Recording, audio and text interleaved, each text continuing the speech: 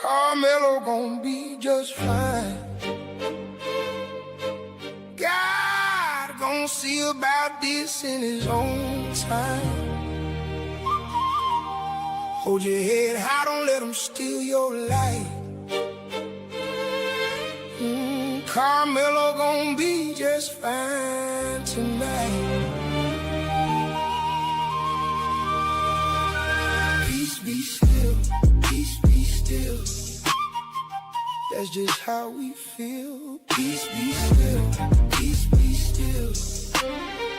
Keep your faith for real. Storm clouds hanging, people talking every day. Everybody got opinions, got something to say. But we praying for the truth wherever it may lead. Praying for the family and everybody's needs. Know we tapped in, we watching every move. Trying to stay together while the world keeps choosing sides to prove somebody hurting, somebody crying. That's the truth. So we asking God for wisdom while we're searching for the proof. Karmelo gon' be just fine.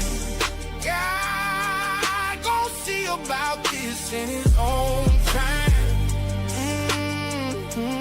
Hold your head high, don't let him steal your life. Karmelo gon' be just fine tonight. Peace be still, peace be still. That's just how we feel. Peace be still, peace be still. Keep your faith for real. Stay strong, little bro, don't give up the fight. The Most High still working in the dark and in the light. Family standing with you, love standing too. Keep your faith in the storm till you make it through. When the pressure gets heavy and the nights get long, remember every trial ain't where you belong. Keep your eyes on them all, keep your heart on God. One step at a time, keep moving through it all. We ain't giving up, we ain't backing down. Love gonna lift us when we're feeling on the ground. Hands to the heavens, prayers in the sky, trusting in the truth as the days go by. Karmelo gon' be just fine. God gon' see about this in his own time.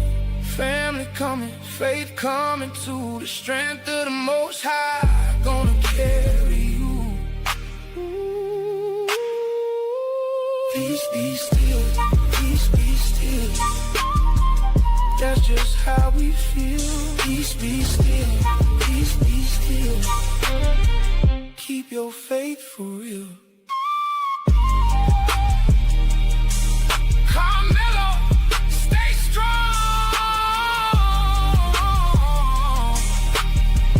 Keep holding on.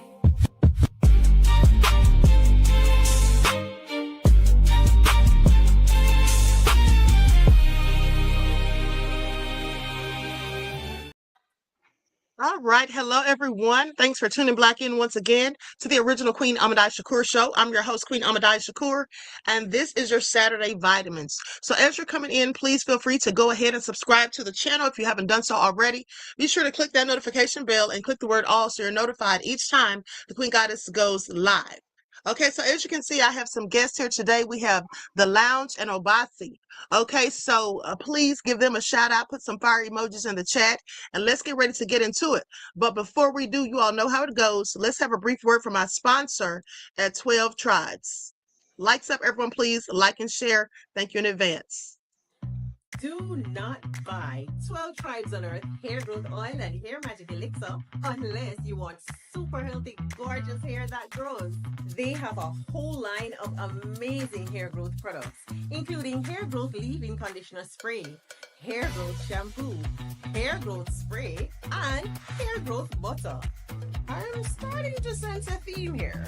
They include quality natural ingredients. They smell amazing, and you can see the results for yourself. So if you're looking for healthy hair growth for your natural or relaxed hair, try 12 Tribes on Earth today.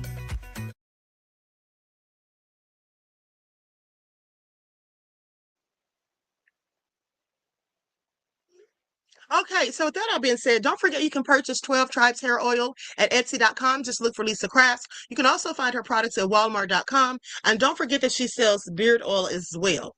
Okay, so as I was telling you all, beloveds, we have the lounge here in Obasi, and I'll let them introduce themselves and tell you where you can find them on their social media. Now, Sam is supposed to be here, Secret Service Sam. He was booked for a photo shoot at the last minute this morning, but he may hop on for a few minutes after he's done getting ready in about 20 minutes. Okay. So the lounge, you can go first. Hey everybody, welcome in, welcome in. I am the Lounge, and you guys can find me here on YouTube, on Facebook, on Instagram and TikTok at the Lounge 8385. All right. Obasi, you can go ahead, beloved. Thank you. I'm Obasi, and you can find me at Cerebral Assassin 221 on here. All right, great. Okay, so let's just get into it. So now the latest news is that Megan Metcalf was on a live, okay, and she talked about her sons and the incident with the cheerleaders. Okay, so I think we might want to get started with that first because I just heard about this first last night. How about you all? Yes, I just heard about it last night too. Hmm. Okay, so let me shout out to some of my people in the chat, and then we'll get that on the screen. Okay, so hello, all my loyal royals. I see you, DJ The Truth TV, Leon, Natasha J, Pearly, Cherokee Descendant Dale. All right, let's get it popping. Aqua Girl Rising, 504 Nola, Star is here. Okay, Dan. All right, Deborah. Or Deborah, I'm sorry. Alice is here. Love Christy. Cookie is in the virtual building. Marie, okay, let's get it popping. Songwriter Sunny, 57 Beige Fox. Chili Willie from Philly. Chosen one indeed. All right. Jago the Rogue. Leon, I see you, beloved. Danny, Nubia Rock, Quiet Storm, D Major, User MX. Okay, so with that all been said, shout out to all of my loyal royals and everyone tuned into the Queen, and a big shout out to my moderators because y'all know they be putting in work. So moderators, hey Millicent, moderators, I need you guys to be on the lookout for trolls. Please make sure that you block any and all trolls. Hey Ashkan, Grand Rising, beloved, make sure you block any and all trolls. Okay. Hey Dangerous Candy Girl. All right, no more drama. Okay, so with that all being said, let's go ahead and get it started. Hey, Truth Brown, beloved, I'm gonna pull up the audio or the video, and Hmm. also there's another video in here. This is from 2025, I believe, when Megan was on a live back then, and she was saying something about Dwayne. Now, Dwayne was on the show last night, and it Mm. kind of seemed like she was sending her people after him. That's why I get on. I sometimes will listen and hear these people talk and just go, I'm amazed, but. On a different note, I wanted to say I heard you guys talking about the video, and I guess one of you said that you. I went on Thursday morning. So there's another gentleman apparently that has posted that he watched it. He said that Karmelo was getting chased and all that, and I don't know if that's something that you guys know how to debunk those things because we all know that that's true. Don't you worry, sweetheart. I am on it. His name is Dwayne, and I am. No worries. Okay, there you go. If you know anything about the cheerleader email, we kind of talked to Brandon about it a little bit. He didn't go into too much detail because of his, and he just said like kids were disciplined, and that's yeah. So the incident was that we had played Frisco Liberty that night and lost, and we should have beat them because they hadn't won a game in like 3 years. So the whole football team was frustrated and upset, and Austin and Hunter were physically upset even at the game. Like they got in trouble from the coaches because like Austin threw his helmet. Hunter was the one who's kind of more of like he would get more upset about things. He went back out on the field and finished the game. Austin was like, I'm done. He was just, there was only like 2 minutes left and he was just pissed. He was just in one of those moods. But after the game was over, him and Hunter and I know for sure one other kid who was an offensive lineman went to Cane's to eat. And I'm going to be honest with you, the cheerleaders, I loved the girls. I wasn't a fan of the coach because as a coach myself, I was a volleyball coach for a long time. You want to encourage your kids to encourage the other teams and all those kind of things. And I felt like our cheerleaders just were like, P. Diddy is a cheer coach. She's a cheer what's coach. the point? Yeah. They were just like, what's the point? This is, our team's trash, this kind of thing. And the girls apparently were talking about the game and making comments about how crappy our team was. And Hunter, more than likely said something nasty to one of them, because that's how he approaches things. And Austin just, when everyone was like, man, I don't understand why you guys got to be like that. Like, we're upset that we lost, and this is how you're not even going to support us. So there was not like a physical altercation. It was more of verbal, of like, you guys are assholes for not, you're supposed to be First School Memorial supporters, and you're acting like we're shit. Mm-hmm. And you're cheerleaders on top of that. So fast forward to the email that was sent. From what I understand, the coach had talked to Austin and Hunter about just what happened on the field the night before. And then the coach had sent the email, and Coach Jackson, who is our head football coach, actually told them, if you have a problem, you need to go to the police, because it was off campus. And there was nothing he's going to do because it was off campus. So nothing came of it other than, yes, there was a talking to. And again, I go back to the original fact. Austin would never disrespect a girl per se. Hunter, he could have some choice words for someone who was going to be disrespecting him. I'm just going to be completely frank. That's just how he is. They were identical twins, but they were two completely different type of children. But the end result, nothing happened in that regard. And then I actually asked someone here recently, how it got leaked or whatever, how the email had gotten out to all these people or whatever. And someone had mentioned more than likely it was a mom that was just pissed off and just decided she was just going to do whatever to hurt my kids more than because she felt disrespected, because maybe it was her daughter that felt disrespected. Wow. So she felt disrespected and wanted to. Or she saw the name Metcalf in the news and she wanted some clout. There's that. Right. So it wasn't even a cheerleader. It was the mom.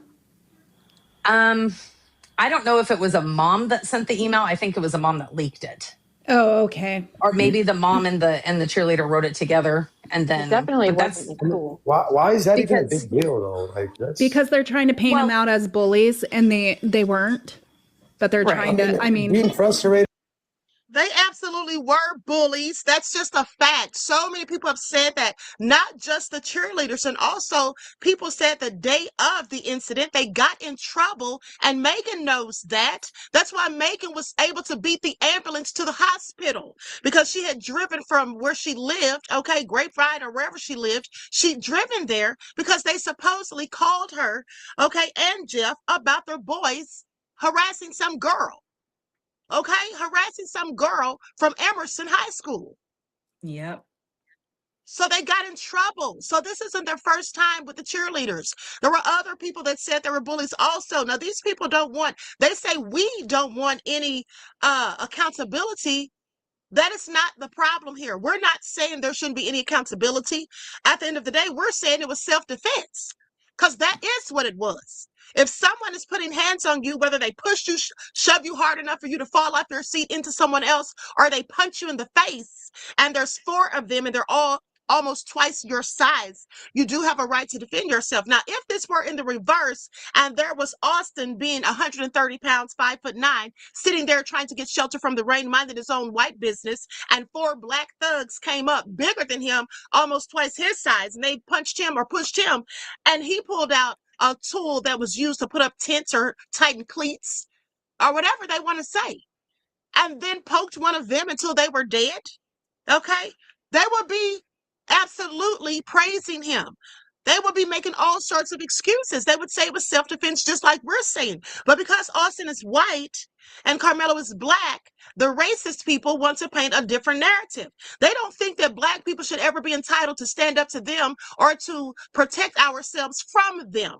That's what they don't think. And these are the same people, mind you, that have all of the protection and all the good things to say and excuses for Chud the Builder.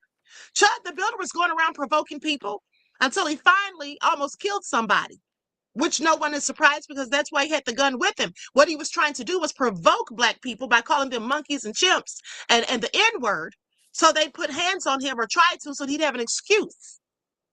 Okay? That's being a bully. And that's the same things that her sons were doing. She can sit here, and then I want you to pay attention to how she tries to make an excuse for Hunter's nefarious behavior and the rages that the cheerleader said he got into. But hold on, one more thing. Let's just read that email from the cheerleaders, because she's saying that they were frustrated because the cheerleaders weren't supporting them. They were like, oh, our team's losing, so what's the big deal? That is not what the cheerleader said. The other cheerleaders and I have tried to make an effort to stay supportive, okay, and spirited throughout the football season. Hold on, let me pause this because this is on a video. So it says, we have tried to stay supportive and spirited throughout the football season. However, the disrespect we feel coming from some of the football players is making it very difficult. Today, after our game against Liberty, some of us cheerleaders in uniform went to Canes. While talking amongst ourselves about the loss, Hunter Metcalf stood up and yelled at my friend, okay, and fellow varsity cheerleader, yelled that she is a fat bitch. I don't understand what triggers his rages, but to yell that unprovoked made us really upset. Now, mind you, she said rages, because this is obviously something that she felt he'd done more than once, because she said rages with a plural. She didn't say a fit of rage. She said, I don't know what triggers his rages, which means that he's done it before, and that's just what it is. Now, his mother is sitting there making excuses, and that's the problem. You should be able to call out your children and hold them accountable when you know darn well that they're wrong. They had disciplinary records at school, okay, so I've been told, and I'm sure they did.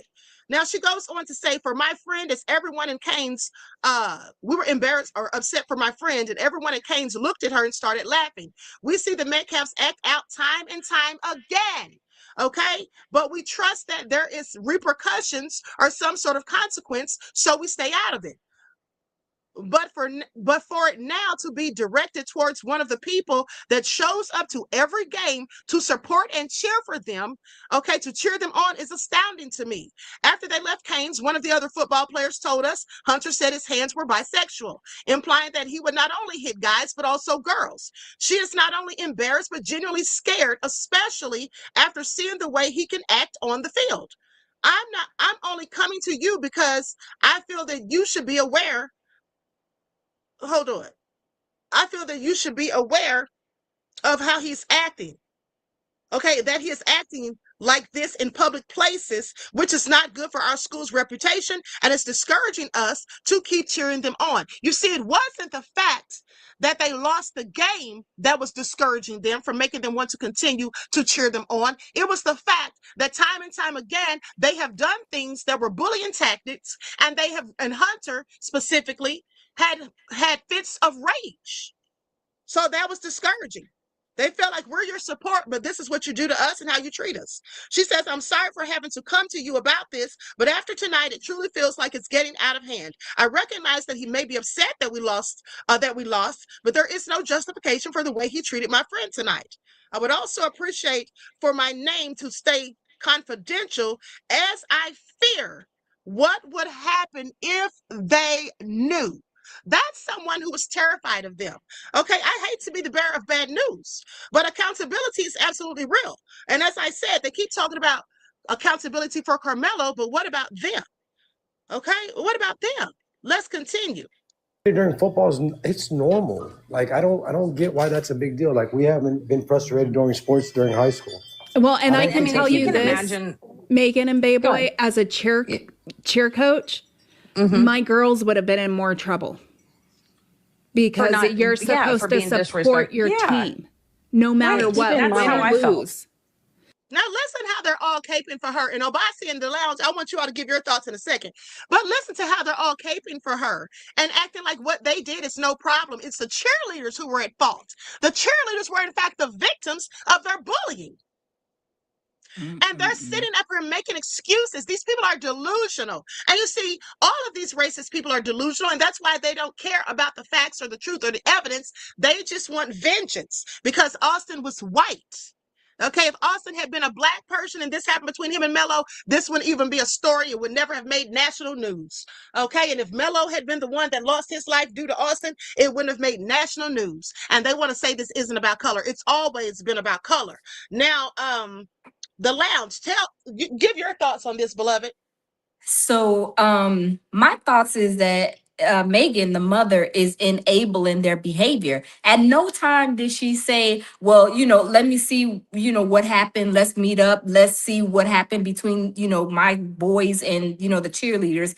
She is enabling their behavior. Never did she address their behavior. She's always providing excuses.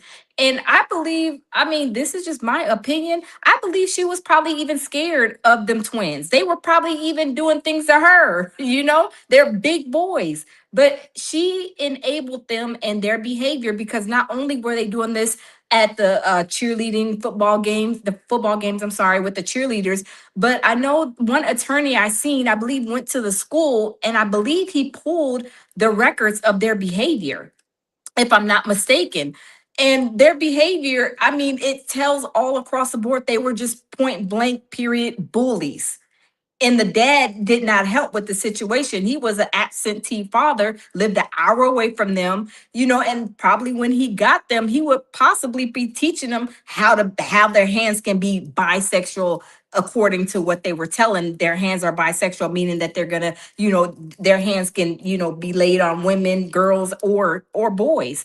But at the same time, it all stems down to the parents. Now, while they were, getting on Carmelo's parents, Carmelo was a great student, great grades, was working, I think, at Foot Locker.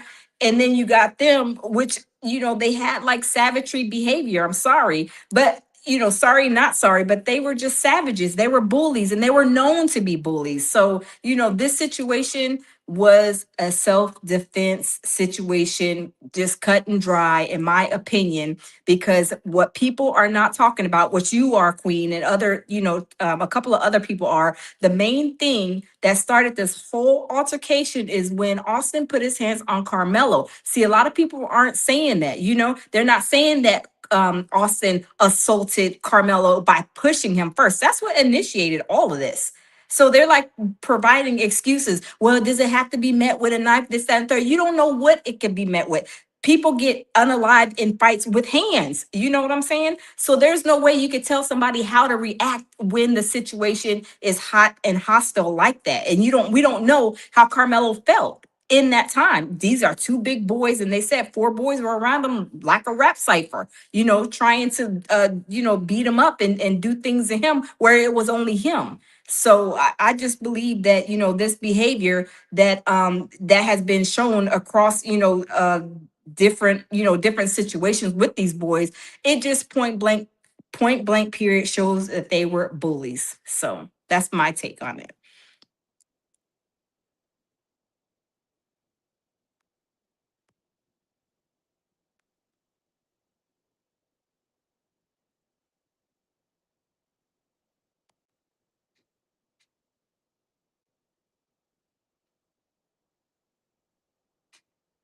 Oh, I'm sorry. I was It's muted. okay. Oh, Bossy.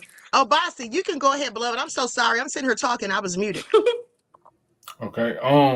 It's what it's always is. It's narrative control, right?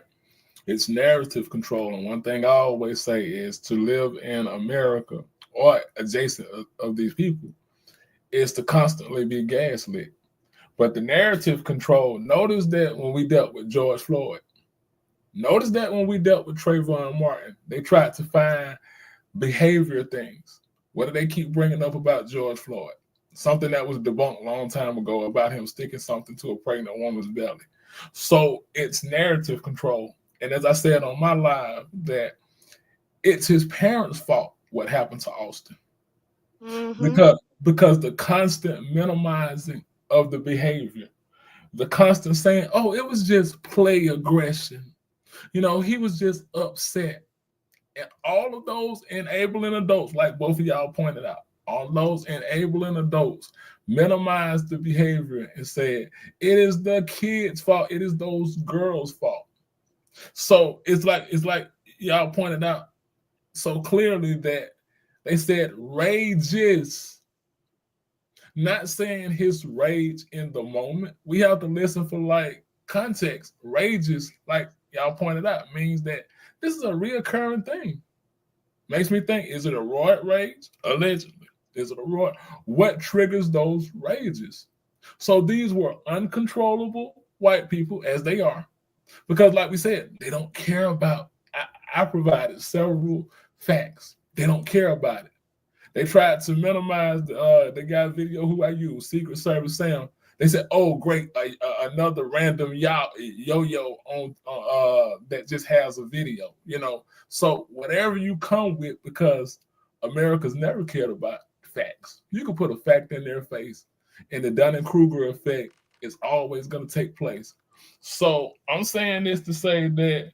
And then something that the mother said that plucked my nerve. She said, "Oh, they're just trying to get clout and hurt." And then the other ones, she said, "They just want to hurt my kids." Again, not understanding your children are savage bullies. But it is that divine right that they felt like they could go over that, because, like the Lions just pointed out, and not only did they not say, why did he put his hands on Karmelo, the thing that I want people to focus on is, why didn't he walk away? Why didn't Hunter and Austin walk away? Everybody wants us to walk away. Why didn't they just simply walk past? And I land on that. I absolutely agree. That's what everyone wants to say. Why didn't Karmelo just leave? Because he didn't have to. That's why. Okay, that's why at track meets the kids walk around and they go under other people's tents. And also he was invited there. So who is Austin to tell him to leave? Who is Hunter to tell him to leave? If they were so pressed, they should have gone and gotten a coach. And that's just what it is. There's no way around it. That's the facts. Now I'm gonna go to this video. Okay, I'm going to go to this video that was sent to me last night by Blessed the Chosen, because the lounge and Obasi, you all weren't on here, so I'm not sure if you've seen this video, but Okay. go to it. Before we go to that video, let's go to this one with a lady outside of the courthouse. I believe her name is My True Crime Obsession or My True Crime Addiction. I was actually on a panel with her a few nights ago, and some of the other people who look like her were going in on her, calling her BITCHs. There was one guy that, to me, I feel like he's dangerous, because he was saying that he was going to take her down no matter what. Wow. Because she was agreeing with Karmelo's side. Yes, absolutely. These people have so much hate in their hearts. You cannot reason with them. You cannot use logic with them, because they're illogical, nonsensical, and obtuse. That's what these racist people are. The ones pushing this narrative, and who keep trying to control the narrative. And then they want to act as though Jeff Metcalf isn't racist after we all heard the rat, watermelon felon, saying that all of us Black people should be glad that they gave us civil rights, that we should be glad they freed us from slavery, but were they not the same ones who enslaved our ancestors? Like, it's all crazy. But let's go to the clip.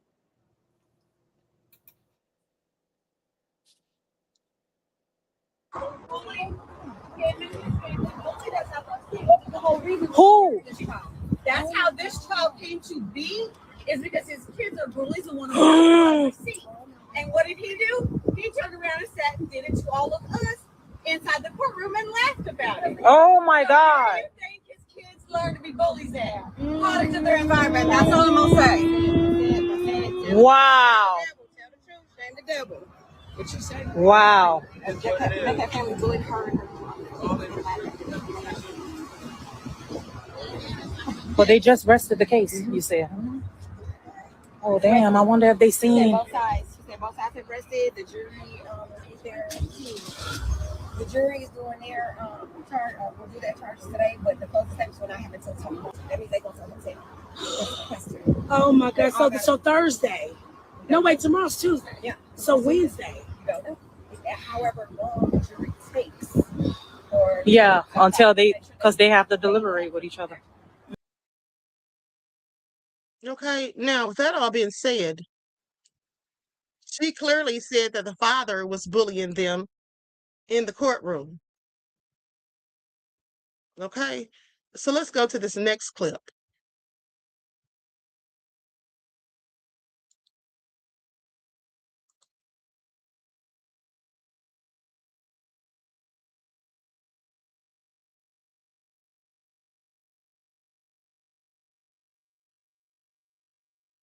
Now, this is the video that we saw last night. Once again, it's on. Hey, y'all get in the building, get in the building, get in the building. Before I show this video, man, I got something to say real quick. Don't say this, and I'm going to go off on a couple of these YouTubers, right? I tried to send Ticket TV this video. Nigga too dumb, too stubborn to try to listen to anybody else. They keep showing that same old dumb ass shit. Him, Lakeisha, keep showing the same old dumb ass shit. And the girl, Tony Talks, vested up. They dumb as hell, man. See, I'm trying to send them this video because their platform is bigger than mine. But I'm finna show y'all the stab and the collapse of Austin Metcalf. Pay attention. This right here is not Austin. This is Austin. This is Melo between here, and Hunter is over here. That's why Hunter did not see the stab, because the stab happened over here. All right? When these boys push Melo this way, they're going to pull him back this way. One of their arms going to slip and hit Austin. Austin is going to walk up here, turn around with his hand on his chest, and he's going to collapse. Now, don't y'all pay attention to none of this. Pay attention to this right here, to him right here, because this is Austin. Watch, you're going to see him go up here. He's going to turn around and fall. Once you see Melo up here, watch Austin. He's going to step up, turn around with his hand on his chest, and he's going to fall. Now, y'all watch this. They're attacking Melo. They'll go to push. They'll go to stab. Now, watch Austin. Austin step up, turn around with his hand on his chest, and he fall. Y'all just see him fall? Y'all just see him fall? Let's watch it again. They go to fight. They go to push, the pull, the stab. Now watch Austin step up. He's turning around with his hand on his chest, and he collapsed. Did y'all just see that? Man, these YouTubers with these big platforms just think they all that and static. They started getting clicks and views off bullshit ass videos, breakdowns. What they break it down is nothing. They keep showing y'all the same thing. Y'all want the truth. This is the truth right here. I believe one of these boys is Eddie. That's right here. Now, y'all watch it again. Y'all watch Austin right here again. See, they want y'all to think Austin is the one when that Melo, so that'll give reason Melo to stab him, because they don't want y'all to know that his friend stabbed him by mistake. Now, let's play it again. Don't even pay attention to this. Pay attention to Austin.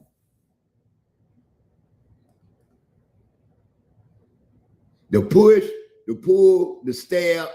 Now watch Austin, y'all. Watch Austin. He step up, he turn around with his hand on his chest, and he falls. Melo go to running. They go to running to, all of them go to running to the garbage can. Y'all see it? They all go to run to the garbage can. See,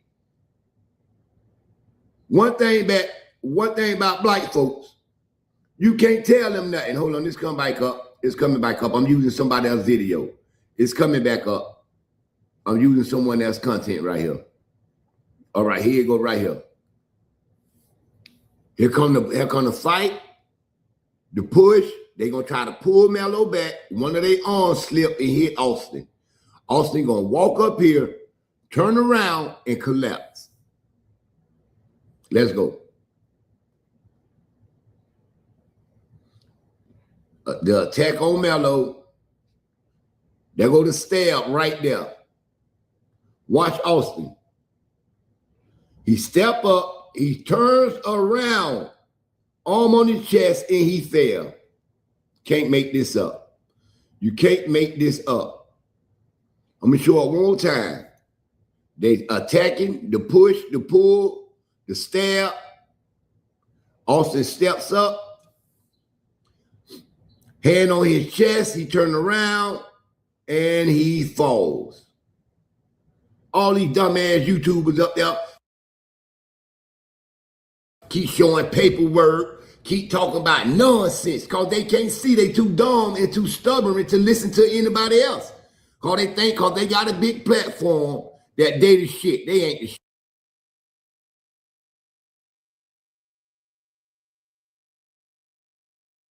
Okay, now what do you all think about that? I'm gonna be honest, I couldn't see the stab. I could see Austin when it looked like he grabbed his chest and fell. That's all I could really see. I saw somebody's arm go up. That could have been the stab. It looked like somebody's arm swung in Austin's direction. But I couldn't see anything in their hand or anything like that. It's not clear enough. But that does sound plausible, especially since they said that Eddie, after it happened, went chasing after Karmelo, saying, I'm going to kill you. You killed my brother. Now, if Eddie was the one who actually did it, that would make sense. But Karmelo said to the officers, I'm alleged. What do y'all think he meant when he said, he said, I'm not alleged, I did it. Now, does anyone care to give your thoughts on that? The Lounge, Obasi? What do y'all think is the reason why Karmelo would say that? What do y'all think is the reason why Karmelo would say that? Can you guys hear me? Yeah, we can hear you. Can you guys hear me? Yeah, we can hear you. Oh, okay. When the video where it says like he's alleged. When the video where it says like he's alleged. I heard people say that, but I didn't see the video. But maybe he's saying like, I think personally when he says I'm alleged, maybe he's the one that they were looking for. But I don't know with this situation, and I'm only saying this because I seen the little boy throwing something away. Hold on, you guys. Okay. I only seen a boy throwing something away in the trash can. So I don't know if it was even Karmelo who possibly did this. I don't know. My mind is just kind of all over the place with this. But when he said, the alleged or whatever he was saying, whatever they said, he said just that he was the one that was running and he was the one that allegedly possibly could have did it. But I don't know. I mean, it's a lot going on with this and what was said, what Karmelo said. So that's kind of where I stand with that. It's a lot going on. Okay, what do you think, Obasi? I'm sorry. And then I'll give my thoughts last. I think that everything happens. I'm gonna go out and come back in because my phone, I'm not sure what's going on with my background, but let me go out and come back in, you guys. It stopped now. It sounded like it was echoing for a second, but it stopped. Okay, go ahead, Obasi. I'm sorry. I think that everything happened so fast. I think that he was shook. I think that he was terrified. I don't think that he was thinking in a clear moment when he gave that statement. I think that that can be.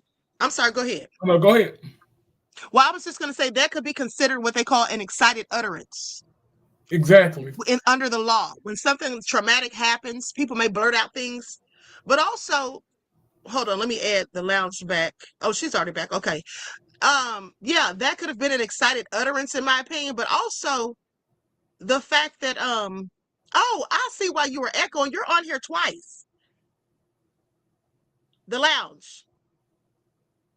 Okay, now she's going out. Okay, now let me add her back. Okay, that's better. Okay, so yeah, I think that possibly there were two knives. That's what I think. I agree. There were two knives because what did they go and throw in the trash? I think they went and threw the other knife in the trash and then later came back and got it. That's just what I think. Now, I could be wrong, but they threw something. There was something that they wanted to hide.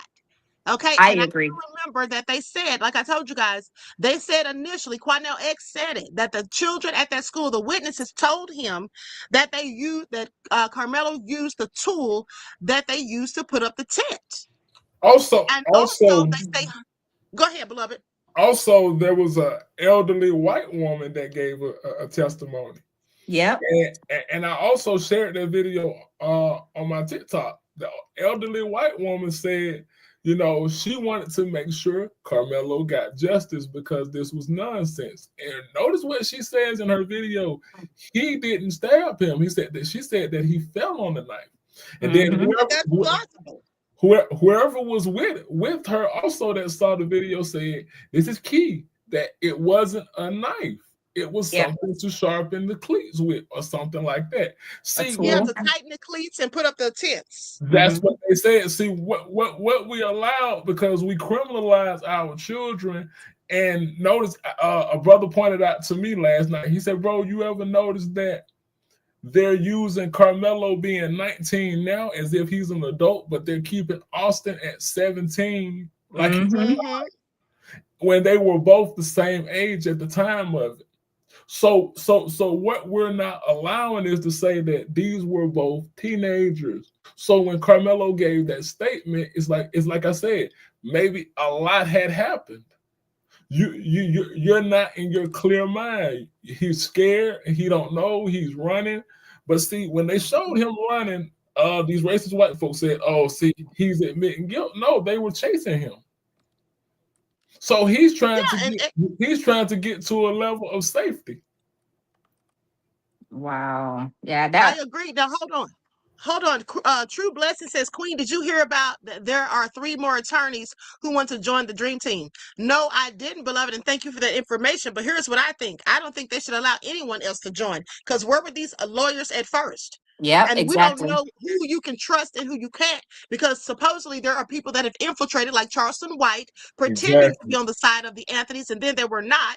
And Yep. also, it has been alleged that Tiffany Billions, who acts like she's such an advocate, collecting money and everything for the family, but it's been said that she is actually working with Sarah Fields, who we know has been spreading lies and lied, and even said she saw the video at the school and her name's was on the list, but it said no, as if to say she did not see it. So it's basically saying that those 2 people work together, okay, to infiltrate Charleston White and Tiffany Billions. So I don't know about these attorneys. Like I said, if they really wanted to help and had good intentions, why were they silent until now? Now that they know he's got a team, now they want to join, like, please. And even if they're sincere, but they just were afraid to come out at first or whatever, and now they feel more comfortable. No, we don't need them. I'm sorry, they need to sit down somewhere. Yeah, exactly. I totally agree. I totally Yeah. agree. And Queen, I don't know if I told you, I went to the Collins courthouse where Karmelo had his case at in Collins County courthouse or whatever the week before, the Saturday before last. And I met with the NAACP there. And they had a small like a conference, I guess, like a meeting or whatever you want to call it. But they did tell me that they couldn't tell me exactly what was going on behind the closed, behind the scene, behind closed doors, which respectfully so I understand. But they did say that there was things going on behind the scenes that were like, that the Anthony's were getting help. And then we find out what day before yesterday that they had this dream team. But in the meeting, there was a lady, an older black lady, and it kind of hurt me to my heart when she said this. But she works there in Collin County school district, I believe, in Collin County. But she said that there's these the staff at the school. She's a teacher. She had a black student that was kind of like, I guess, like, how kids are, like they hang on you. It seemed like they were like elementary, I believe. But it was a little, I think, black boy or black girl that was like kind of hanging on her, like, and there was a white kid that came up and punched the black kid like in the stomach. And it was so heart-wrenching to hear this. And she said that the white staff didn't do nothing, acted like it never even happened. And she said these students, these black students here, are being called the N-word in the schools there. So it came to me like, this is a huge problem. And not only when it comes to the kids bullying other kids, like look at Austin and Hunter, when they're being, bullying other kids. Where is the consequences for that? Where is the, you're going to be put on, what's it called? Suspension or whatever. But even though they said that they were suspended, I guess from the game, they shouldn't have been there. But where is the consequences for their behavior in school? So it just goes to show how bad the racism is there in Collin County. White staff is like turning their heads when they see, things going on with other black kids. They turn their head and act like it never happened. But I'm gonna send you that little that clip. Let me say this. Okay, thank you. Let me say this. Yeah, there is a racial problem down there with the students, because I did research on all of this, all of the people involved. That's how I knew about the judge and the judge's father with that case in 2008 with Suzanne Wooten, how they framed her and set her up for for 9 felonies, and she was actually convicted, but it was overturned upon appeal. also how the DA and his assistant DA had allegations of sexual harassment, but also that the schools in Collin County are full of racism. And it has been talked about because they say even though the Black students only make up 11% of the student population, 35% of the suspensions for on-campus behavior are the Black children, and that the white children rarely get consequences. And also it came to such a boiling point that it was in 2021 or 2022 that they had to send send people down there to try to investigate it, to see what's going on, and to get them to do something about it. Wow. It's like the lounge just said and gave that example of those children, and gave that example of that little kid going up to hit that little Black kid. And I guarantee you that behavior right there, that was Austin and Hunter when they were whatever age that was. Yep. And I'm going to pivot a bit and go to somewhere else, but I'm still going to stay on topic. Even when I'm watching sports today and I'm watching Caitlin Clark, the same pattern and the same behavior patterns are all around. Like, okay, they just had an incident where they suspended a basketball player, Alyssa Thomas, who she has a reputation. She was suspended because of her reputation of being a rough player. Now, the physicality is in the game, right? But what it is that narrative control. So there was a on-ball play, and I always say that images are advertisements for the mind. So what they want to do, just like they wanted to do with why didn't Karmelo get up and walk away? What they did was when they were having an on-ball play, and her hand slips and goes into Caitlin's neck. This is the court Karen behavior, and now and now all hell is breaking loose, and they want you to focus on the image that they put up is her fist in her throat as if it's Black woman aggression. You can't hear me? I think it's something going on with her phone because I can hear you just fine. Hey, Jean, beloved. Okay, Jean just joined us. Oh, hi, Jean. Well, go ahead. How you doing? And that's what it is. Can y'all hear Obasi? Yes, we can hear fine, beloved. It may be something wrong with your phone or something because we can hear it. Oh, okay. I'm sorry. Okay, let me put on mute. And what they do, and using that image of aggression, they focus on that, and they don't get off of that, and they build these narratives of aggressive Black people.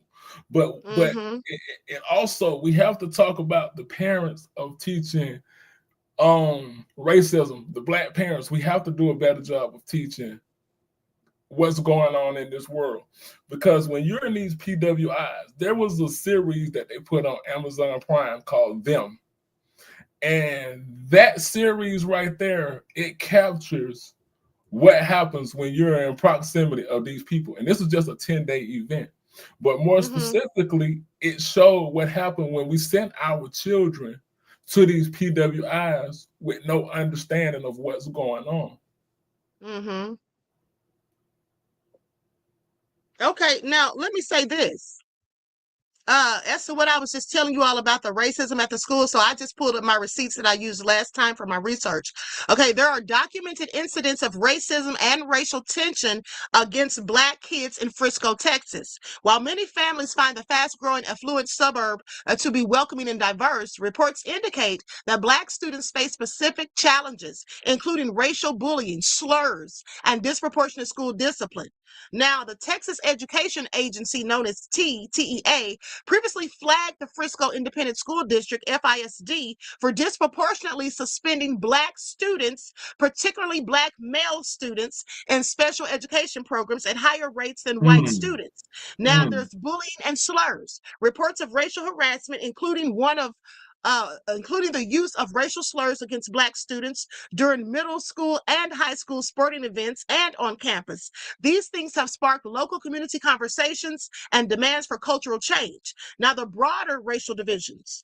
The city has experienced shifting demographics and growing pains, with recent high-profile legal cases involving high schoolers further highlighting the area's ongoing ethnic and racial divisions. In response to TEA or T findings and parental complaints, Frisco ISD has worked to revise disciplinary practices, moving away from exclusionary suspensions toward behavior management.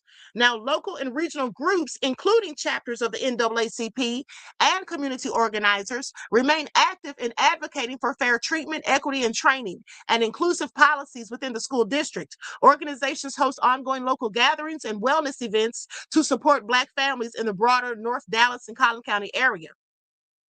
So I said all that to say this.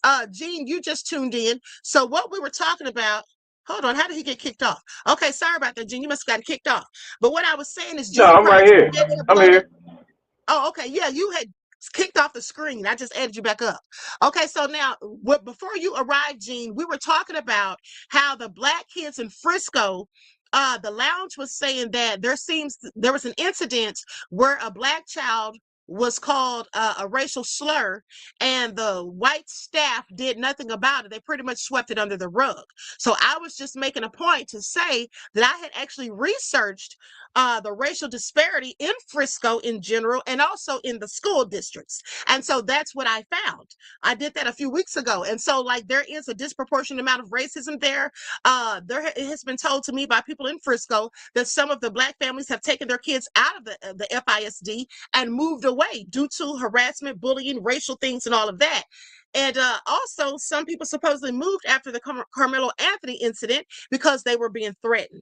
So they had so much bullying and racial things going on with the kids in the schools that they had to call in the T team to come down there, and as well as the NAACP and community activists had to go down there and get them to start trying to do something and implement different policies to protect the Black children against this. So my whole thing is, this is more of this should make it more clear for us to see why the students all got up there on the witness stand and lied for Hunter and Austin. Because we know they lied, because what they said in their initial statements to detectives did not match what they said on the stand. And also they were called out on the changing of stories, specifically Eddie Parra, saying he didn't even know Karmelo. Okay, so they all were just telling lies. Okay, and so it seems like the hateful people that are so mad, I don't even understand why they're still mad, because like I said, Karmelo is in prison. He got 35 years. I thought they wanted justice. They got it. So why are they mad? They must think that the case was absolutely unfair and that it possibly could be a different story or outcome when the appeal goes through. That's why I believe they're mad. Now, I'm going to go to this video of the elderly white woman that you all were just talking about. I'm going to go to that video for what she said. Real quick, I've always said that their man is because he was supposed to be the victim. Karmelo was supposed to be the victim. Right. That's what they always think, that we're supposed to be the ones that are the bigger person. That child, he fell. Yes. He fell on him. And the knife he had the knife in his hand. Well, it wasn't a knife. What was it? It was a tool that they tighten up the track cleats with. Oh, is that what it was? Yeah, so he never bought a knife. Yeah. So that came out in the courtroom yesterday. That it never was a knife. You don't want to sit down? Richard, can I have my wallet? Yes. Yeah, because I don't want you to fall. Yeah. Well, I'm not going to fall. I'm standing. I'm not going to fall. I'm not moving. I've got my legs on. She say my legs still. Say my legs are, well, they don't. But if I can sit down, I'll be happy. Yes. But anyhow, that's what I'm here for. And I was hoping the card is not out yet. Right. It's probably going to get out around 6 o'clock. That's what I thought. That's what they said. And we've got another hour. And I just want to, I'm not going to. What's your name? Kathy Taylor. Thank y'all so much. And sir, thank you so much. Very much so. We thank y'all for standing and just. He's not. Thank you.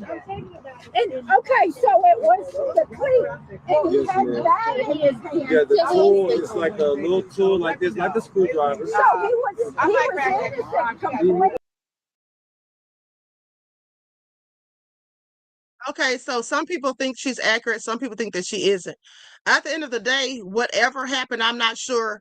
Like I said, I couldn't see the stab, but I did see Austin grab his chest and fall over. At least that's what it looked like to me. The bottom line is, I think that Karmelo acted in self-defense. And as far as Karmelo saying that it was me, someone had a good point. I just showed their comment on the live. I think they said that they don't think Karmelo was admitting guilt, that basically he was just saying that he was the person involved, which also could be the case. It's a matter of interpretation, and we all interpret things differently. Okay, I'm getting rid of these trolls. Okay, now with that all being said, G, what are your thoughts on the case, beloved? What do you think about this whole situation and how the people are trying to spew the narrative, that Karmelo should have just gotten up and left, but they don't feel like Austin should have just minded his own business? Like, how do you feel about that? Well, that's classic.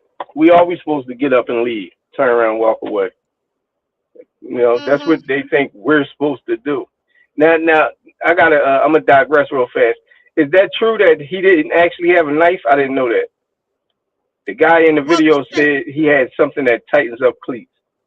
Well, yeah, they said that from day one. Quanell X said that in 2025, beloved. I'm going to pull that video up for those that missed it. But Quanell X said that people who were witnesses told him that it was something used to put up the tents.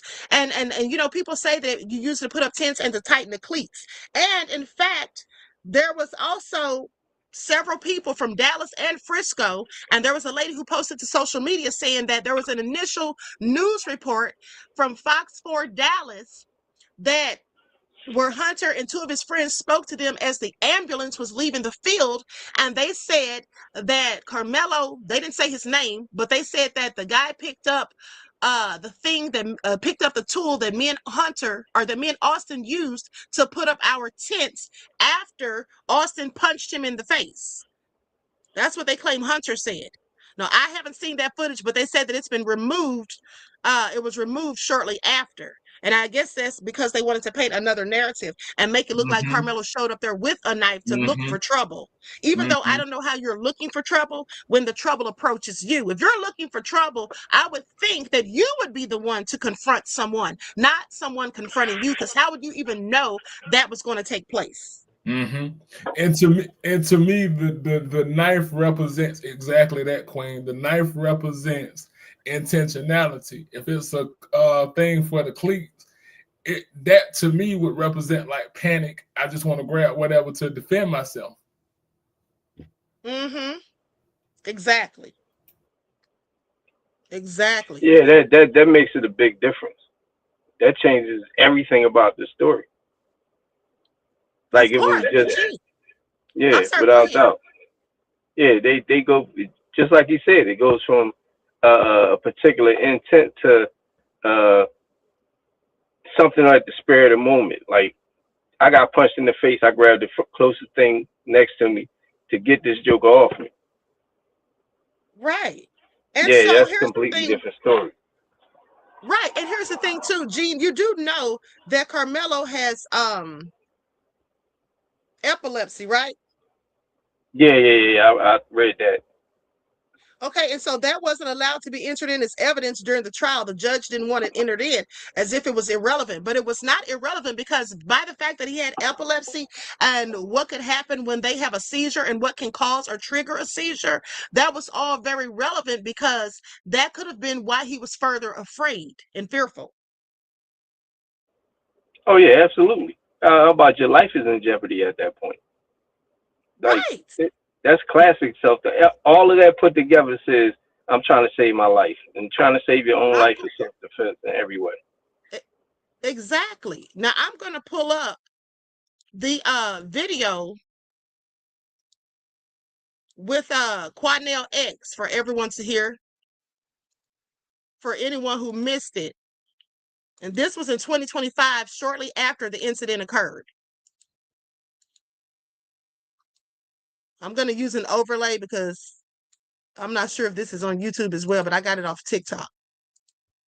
Violation of school policy to come to the track meet armed with a deadly weapon?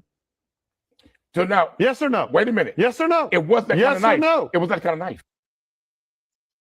Now I want you all to pay attention to how he phrased that. Was it a violation to come to a track meet with a deadly weapon? Like he's just some thug. But let's continue. Yes or no? It was not that kind of knife. Well, what kind of knife was that's the lie being told. No. It was not no butcher knife, no kitchen knife. It wasn't no buck knife. It wasn't that kind of knife. What kind of knife was it? See, I'm going to be quiet right now. It's going to come out. Oh, those knives that he used were the same ones they used to help put them tents up. Okay. Was it a violation of school policy to come to the track meet armed with a deadly weapon?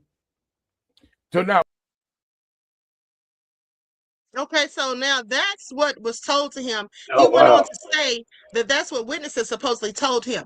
But I'm going to go to a video that I did where I talked about why it would have been relevant for them to talk about the fact that Karmelo had epilepsy.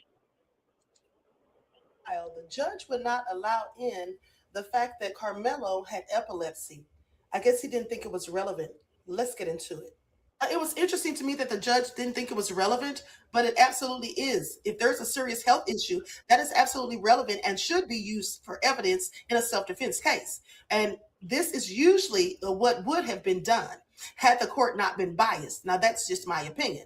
So it must legally be relevant and verified by medical documentation to establish why you reasonably fear for your life or felt you were unable to retreat safely. The court determines the admissibility of this evidence based on the following factors. The first is the subjective standard. Evidence first requires proof that you genuinely believe you were in imminent danger. A physical disability, a severe illness, or compromised state, these are all things that can explain why the person would they would feel that there was a perceived threat and that it was deadly, or that they did not feel they could safely escape. The next is the objective standard. The actions must also be what a reasonable person would do in the same condition. Now, if the health issue made the person more vulnerable, then the attorney could use this so that the jury would evaluate the proportionality of the defense force that the person used with their physical limitations in mind. Next is documentary and expert evidence. Now, health issues cannot just be claimed, they must be proven. You must have them authenticated by a hospital or physician records and potentially expert witness testimony as well to establish the severity of the medical condition and its direct impact on the person's perception of the threat. Now, mind you, at the end of the day, there was no expert witnesses. And that is all because Mike Howard was throwing the case, in my opinion. And the next is prior aggressor context. You see, on the flip side, the prosecution may attempt to introduce the victim's condition if they felt that those conditions contributed to a pattern of violent behavior or escalated the confrontation.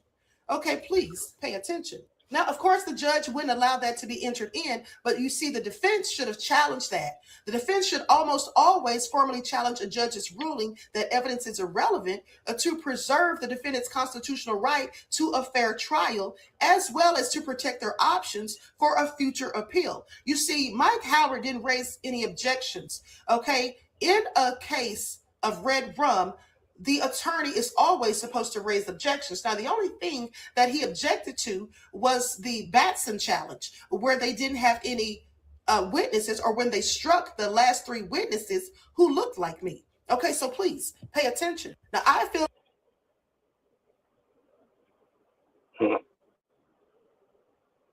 I'm going to stop right there for a second so I can read the super chat and also address a question that's in the chat.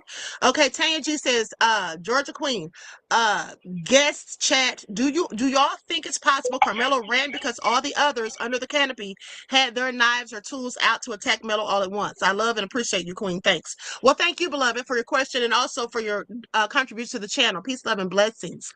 Well, here's the thing. I think that at least one other person had a knife. I think there were at least two knives. I think that's what was thrown in the trash can and later retrieved by someone else. That's what I think, and I don't think that Karmelo did it. I think that Karmelo may have thought he did it because when all the melee was going on, I think that he did pick it up like Hunter initially said. I don't think it was ever in his backpack. I don't think he brought it there. We should all know that that's BS because Hunter said that Austin threw the backpack. Jeff Metcalf said that Austin threw the backpack. They said the backpack was thrown. So whether Hunter or Austin threw the backpack, they clearly said it was thrown. So if it was thrown, there's no way his hand could have been there the whole entire time, and that he could have in fact pulled out the tool, knife, or whatever they think it was out of that backpack. I just don't believe it. I think there was someone else there with a knife, and that person accidentally may have stabbed him. That's just what I think. Now, but hold on, let me address this question, this comment. Brano two times says those canopy pop-ups pop up like an umbrella. You don't need a tool. Well, I don't know what track meets you've gone to or if you've ever even gone to one, but I ran track in school, and that's absolutely not true. To put those things up, first of all, you need 5 to 50-pound sandbags or gym weights to secure the legs on concrete turf. You need, and this is for grass fields, okay? But you also need a rubber mallet. You need a utility knife for quick packaging adjustments. So you absolutely do need tools, beloved. Okay, I don't know where you got that from, but that's what it says. Look it up. Okay, so Yeah, now you with need that the all being spikes and said, all that. I'm sorry, what did you say, Abasi? No, ground spikes to hold them in the. If you are in dirt, you need ground spikes for your tent.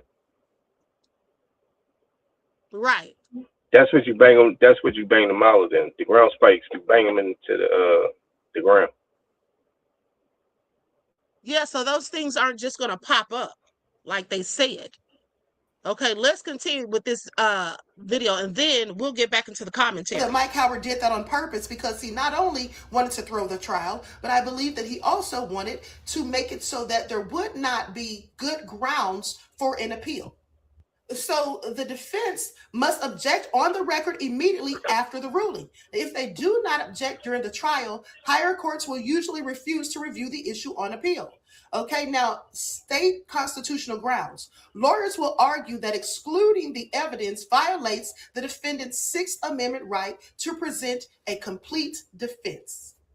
Now, let me tell you why Karmelo Anthony likely feared for his life because of his epilepsy. Because you see, number one, stress and trauma.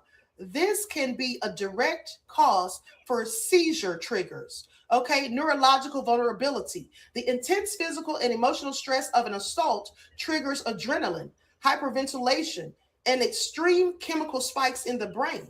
Now, for someone with epilepsy, stress is the most common trigger for a breakthrough seizure. Please pay attention. And then there's the fact of the danger of helplessness. Now, if an altercation induces a seizure, the defendant instantly loses consciousness or motor control. Now, this leaves them entirely defenseless at the complete mercy of an aggressive attacker. Fear of being rendered unconscious and vulnerable while being assaulted is entirely reasonable.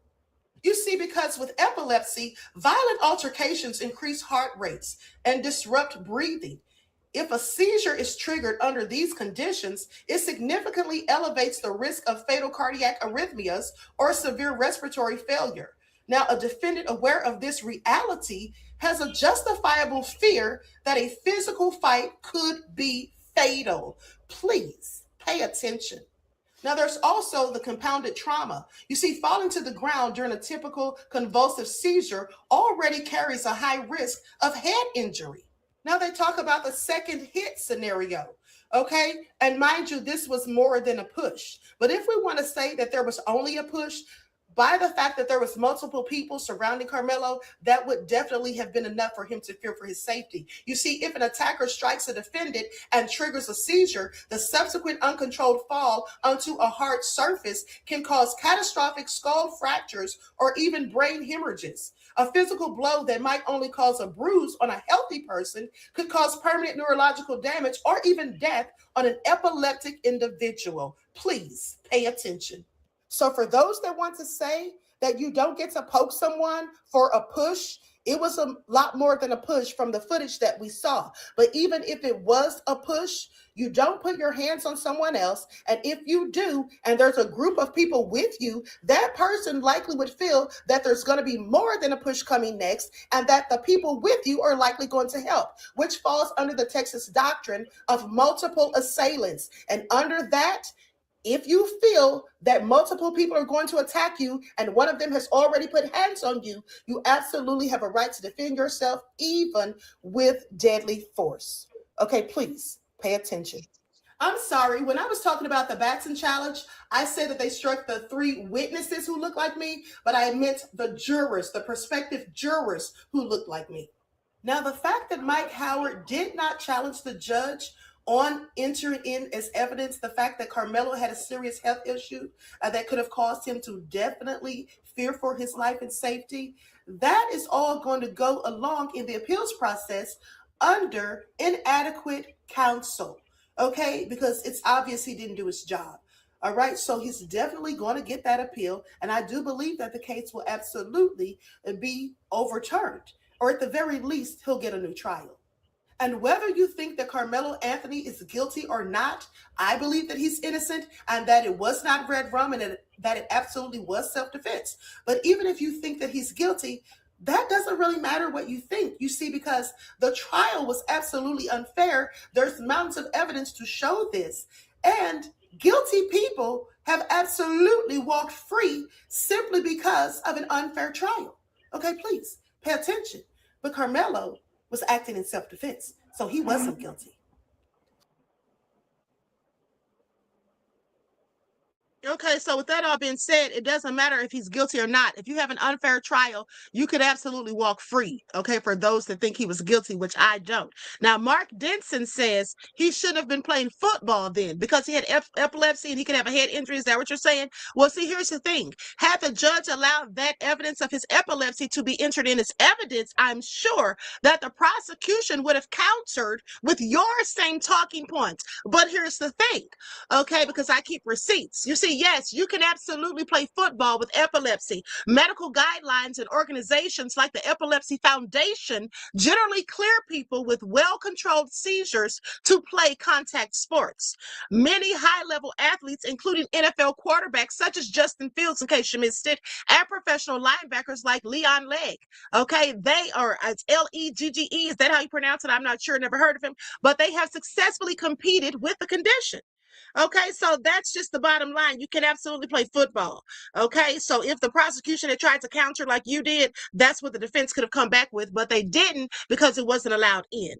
Okay, your neurologist or doctor must assess your specific seizure type, frequency, and medication.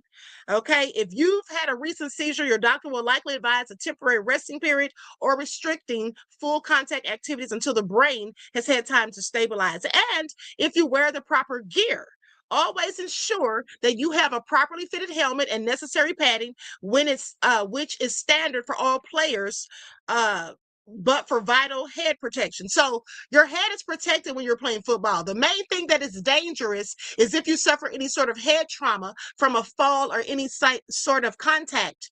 Okay, if you get into a fight, especially if you're jumped by 4 big people that are almost all 4 of them are almost twice your size. Now, people want to say, oh, he should have fought back, but they wouldn't have fought back themselves if there were that many people. That's what they wouldn't have done. At the end of the day, I don't believe them when they say that because people have absolutely been beaten to death.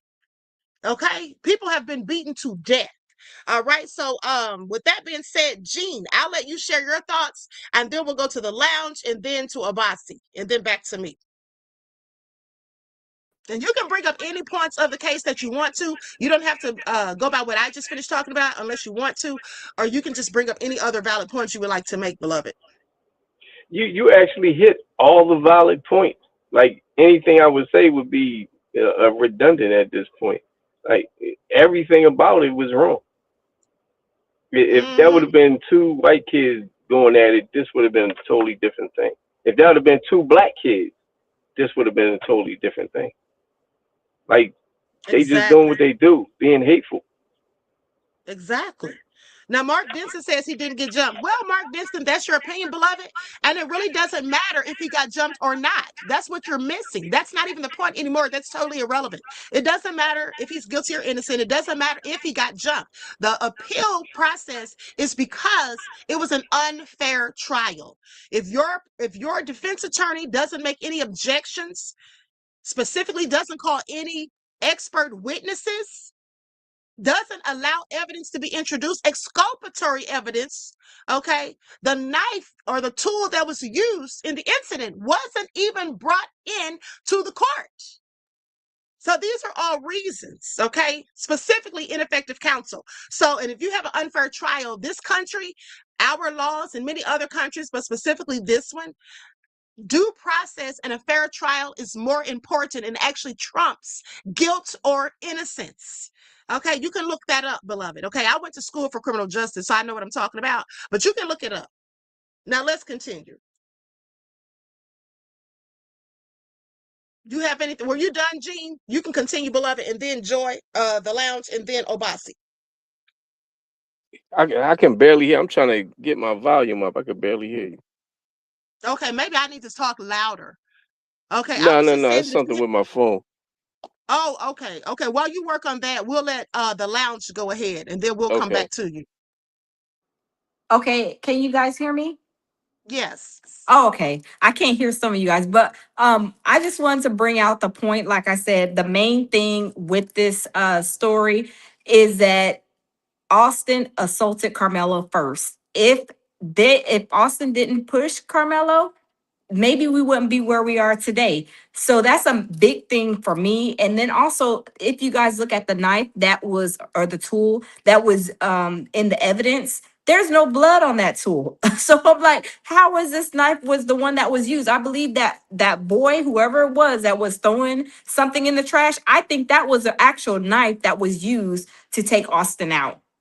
Then Jeff, I feel like he was going on his a racist rant and not I'm mourning my son rant. He was talking bad about Carmelo's mother, calling her a drunk bee and all this other thing, when he sounded like he was drunk on what's her name, Nancy Grace, the Nancy coon Grace. stole, the coon that stole Christmas. Yeah, she when he was on Nancy Grace, he was like going off. I think it was Nancy Grace where he called, I think one of the platforms he went on, he called Carmelo's mother a black drunk, black drunk bee or whatever. But if you are mourning, what is being a black drunk have to do with anything? Because it looks like you were drunk when you were doing that interview.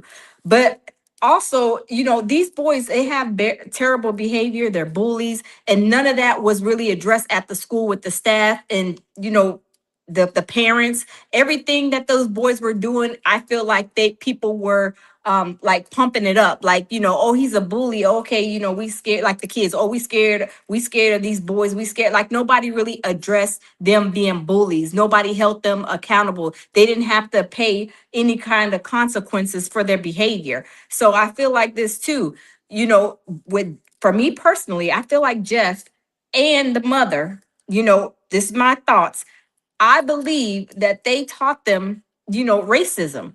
And sometimes, when parents teach their kids something and they think they're big and bad, sometimes you go through things and it won't be through you, it will be through your children that you will suffer these consequences for your behaviors, point blank and period. And I mean that by saying, like, Jeff was teaching them how to be racist, telling them that they're white, we're better than all the other races. You could tell people what to do. Any black people, you could just tell them what to do. You could crash out on them. And then next thing you know, now he's no longer here. So sometimes people have to be careful on what they teach their kids, because these things like this can happen. And it didn't have to happen with somebody actually doing something to Jeff himself while he's teaching his boys how to be racist, but it happened through his child. So that's all I have to say, because there's like so much with this story, but I think that's it for me. Okay, thank you, beloved, for that. And Jean, back to you. And then Oh yeah, Obasi. yeah. His You're dad welcome. definitely taught him that. His dad is fucking horrendous. That he's horrible, horrible person, and he let everybody know he's horrible. You could see where his son got it from. Like where I'm from Pennsylvania, right? In Pennsylvania, if you walk over to a person and you put your hands on them, whatever you get after that is what you get. And you don't even have to do anything. If people say, yeah, he attacked him and then he did this, you're justified. All you got to do is be scared. I don't even see how this is a case. Like once you put your hands on me, whatever you get is what you get. Sadly, that's what he got. But that's what he wanted. Like he got what his hand called for. Right. And it's so crazy because they'll say that this was not self-defense, but what Case and Allison did was, and what Daniel Penny did was, and George Zimmerman, Rick Chow, and Derek Chauvin, and the list goes on and on. Yeah, Okay, well, they all would that say Derek Jones self-defense is because they weren't dark right. skinned. That is Right, flat like that. exactly. Everything Exactly. because they're dark skinned. Yeah, That's that's the what we only know. reason this is even a thing. It is I not have even absolutely anything else agree. to it. A black kid had the audacity not to go, yes, sir, boss, I was gonna move away and I was gonna let you beat on me. He had the audacity not to allow that to happen. And here we go, and they gave him 35 years. Exactly. Now, let me say this. Reseller Nurse says, I'm a first-time listener and now new follower. Keep speaking up for our brother. Yes. Thank you, beloved, for your kind words. I appreciate you. And also thank you for your contribution to the channel. Peace, love, and blessings. Now, Illy says twins were Biff from Back to the Future.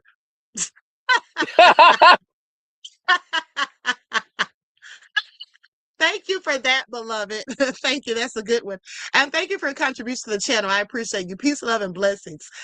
Okay, now I'm going to let Obasi go, but someone sent me an email. I think it was Chris B. Yeah, Chris B sent me an email from the website, Collin County website with Karmelo's pictures or whatnot. So I'll pull this up and see what this is all about while you go ahead and give your thoughts, Obasi. You know what agitates me? It's the Negro like Mark that were in your comments. And he says, well, he shouldn't have been playing football. Then he moves the goalpost for something else. And this isn't why racism stands, but they are the type of black people that get in these circles, and they are the Stephen A. Smith, they are the Jason Whitlocks. And no matter what happens, their job is to ignore everything. Now, we've set up here, we've talked, and that person sounds just like those parents on that live that you showed that omit or overlook all the white behavior and say, well, he shouldn't have been playing football. Well, you know, they didn't jump him. They didn't jump him. Like, and this is the dangers of dealing with our own. Right, Because and let's make sure, hold on, Obasi, let's make sure we don't call them the C word. If we refer to them, they're raccoons. Okay, that's what I Just always a say reminder. anyway. That's what I always say anyway. Okay. Or tap dancers, because they love massive music. Exactly. Right, and that is what agitates me. Because they think that the more that they use these talking points, and they think that the more they shuck and jive, that it's going to buy them something. And as I always tell them, you got two choices when you those type of Negroes. You either shine their boots or get it under, or be under their boot. There's no other option for you. That's right. And sooner than later, they always get their ninja wake-up call too. That's what they don't realize. And I don't see how they don't understand that when they see that happen time and time again to other people who act like them. But they want a closeness, they want to be in close proximity to whiteness. Because here's my thing. Even if I felt like Karmelo was guilty and I felt like he shouldn't have done it or whatever, I would just be silent. And here's why. Because I would not give any credence to someone like Jeff Metcalf, who not only called Karmelo a watermelon felon, letting us know how racist he is, but he went on further to disparage other black people collectively who had absolutely nothing to do with it. So that lets us know he's a racist. And as a black person, what I will never do is give any credence at all, say anything in agreement with a person who is racist. I would rather just be silent and keep my mouth shut. But for the people who look like me, who sit there and they ignore the fact that this man said all of these things and they want to send him well wishes and act like he's so grief stricken and that's the reason, that's his excuse for being racist. Grief does not equate to racism. When Not you at all. are a grieving parent, I would think that you would be so enthralled in your sorrow and despair that you would not even have it in your heart to be thinking about hatred and being hateful. That you would not even fathom going around on a whole press tour as if you're Beyonce, like somebody said last night. Okay, you're going around doing a whole tour, constantly talking about it. But the reason he's doing so is to keep control of the narrative. You see, they control the narrative from day one. Okay, the Fox 4 Dallas footage that was allegedly pulled down, I believe that footage was absolutely out there. There were also allegedly cell phone videos from the kids that were there. Those were supposedly pulled down, but I do know that the police said they threatened that if anyone were to post that footage, they would go to jail. They put everyone under a gag order. This is how you know they had so much to hide. If they had nothing to hide and felt Karmelo was so 100% guilty, they would have released that original footage from day one. That's what they would have done. And the fact that they didn't lets me know, should let us all know that they had everything to hide. That is just the fact of the matter. There were things that they did not want out there because they wanted to control the narrative. Go ahead, beloved. And let's not forget that piece of crap, Jake Lang, and what he said that if the jurors basically didn't convict him, that he would take matters into his own hands. So how are you a supposedly black person? These are these off-black people, and you can hear all of that. Now I know why, but how is it that you can hear all of that and you still get up here and make those comments? And he also said that he was going to put a bullet in Carmelo's head. Said that it needed to be strung up outside of the courthouse. Absolutely. And you know they're famous for that. Because if we look at that video from that country singer that talking about tried in a small town, that video was actually filmed at a courthouse where a black man was lynched from one of the windows. So I'm just saying this is some of the things that these hateful people say, talking about lynching our people. And then let's not even act like days after the verdict and sentencing, there was a black woman, Todia Nicole Miller, who was found hanging from a tree. I think that absolutely has something to do with this, but then they don't even talk about that in the news media. But then here comes this white woman talking about she was jumped by 3 black women, and as they were beating her, or she says before they started fighting her, they told her, oh, we're going to look for the smallest white woman. And then as they were beating her, they were yelling, free Karmelo. I don't believe that. Now, she may have gotten into a fight with them, but I don't think they were saying anything about Karmelo. I think that's all lies and BS, just like Karens have a history and a pattern of lying on black people for centuries, okay? For decades, since slavery, during Jim Crow and all of that, they've always lied on black people. So with that all been said, I take that with a grain of salt. Now, the only reason I think that maybe she was possibly beaten up is because she had the little neck brace and all that or whatever. For all I know, she could have had her friend that she claims was with her put oranges in a pillowcase and beat her just to make it look good. I don't know. All I know is these people are known for painting narratives, telling lies, and racist people who want to start race wars and just keep up discord. They will do anything to get their point across. And let me say one more thing before I pass it on. There is a white guy that I showed his video the other day, and he is on TikTok, and he absolutely offered that if any of the prisoners, the first one to put hands on Karmelo to bring harm upon him, they would put money on their books. Now, why aren't they talking about that? Why isn't Megyn Kelly talking about that? Exactly. Okay, no one wants to address that. Why isn't Fox News doing an interview about that? Why aren't they talking and reporting that? But they want to point to everything that they think can possibly make black people look like we're the savages, we're the animals, we're the ones who are always, unchecked, and we're the ones going around here starting all of this. Let me say this: there's never been a history of white people being hung from trees. Okay. There's never been a history of black people having hate groups. We don't have the Klan. We don't have neo-Nazis. We don't have white nationalists. We don't have Proud Boys. We don't have any of those things, okay, where we just go around in groups attacking and harassing black folk. You don't see any black people walking around with guns going up to white people and calling them racial slurs. You don't see any of us doing that. You would never see any of us go to the trial of a police officer who's white and killed some black person unarmed, or some racist person like Susan Lorenz when she shot a G.K. Owens through the door just for simply knocking on it. You don't see us, or like the white man who shot Ralph Yarrow, the 16-year-old black boy who accidentally went to the wrong door and he shot him in the head. You don't ever see us getting on the news. You don't see the parents of these people getting on the news and spewing vitriol and hatred at all white people because of what one white person did. You see, because we don't paint all white people as the same collectively, but every time something happens, the racist people, the MAGA types, they want to paint all of us with one brush and categorize all of us as if we're all savages and thugs. That's why Jeff Metcalf got up there on that 3.5-hour rant, okay, on Sarah Field's podcast, and said all those hateful, wicked, nefarious things about all black people, because that's how he feels. That's what's in his heart. He has a sense of entitlement. And then he got up there and lied, talking about he's Native American. Yeah, well, he might be a $5 Indian, but he's far from a Native American. I'll land on that. Wow. That's right. This is crazy. And I don't believe for one moment that girl that allegedly got beat up in Texas.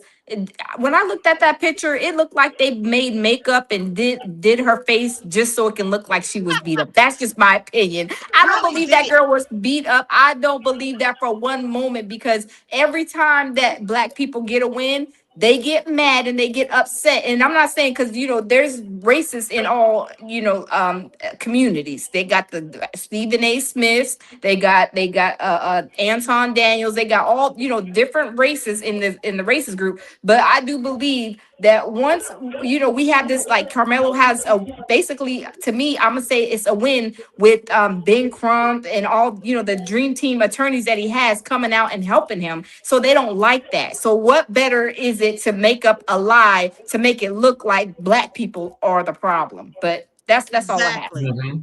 Because see what they always want to project is this is a threat to society, so he shouldn't be let out because look at how his people are behaving. It reminds me of like right when Dookie Dunny got elected the first a few years ago, about a year, 2024. And remember when they had those white girls that they were creating these narratives saying that there's a rumor that black women are going to jump, quote unquote, Southern white women. And remember how they were on the net and they were getting themselves all riled up, showing their ammunition. See, they always need these things to work themselves in a tizzy. They always need something to fight so they can validate their rage. This is another part of what they're doing by saying they were yelling free Karmelo. That didn't happen. I I don't believe that either. I believe she got whipped. I believe she got whipped. And I believe she got whipped because she said something that she wasn't supposed to say. Because they classic with that. Those jokers say all types of crazy, and somebody put foot in her head, and then she said, "Oh, it was about Carmelo Anthony." No, it wasn't. You said the wrong thing. And somebody in the comments said Charleston White was paid by them folks too. And I've been on him for the longest as an AOC, as an agent of chaos and an agent of confusion. And this is why we have to do a better job as black males to show clear black masculinity and clear sanity for black males or black, because we're at the point where truth is not winning with black men. It's popularity and buffoonery. And because such our people have such a low racial IQ or low racial self-worth, and they're like those ones that were just in the comments saying that he shouldn't have been playing football. They look at us through the same lens as white supremacists. So they're always the ones that saying, "Oh, Charleston White is telling the truth." No, he's not. He'll say a right thing or two here and there, but he's not telling the truth. If you really have a real racial understanding and racial clarity, you know nothing he's saying is true. You know that these are side effects of racism, white supremacy. Yep, exactly. And let me say this too, like kind of to your point.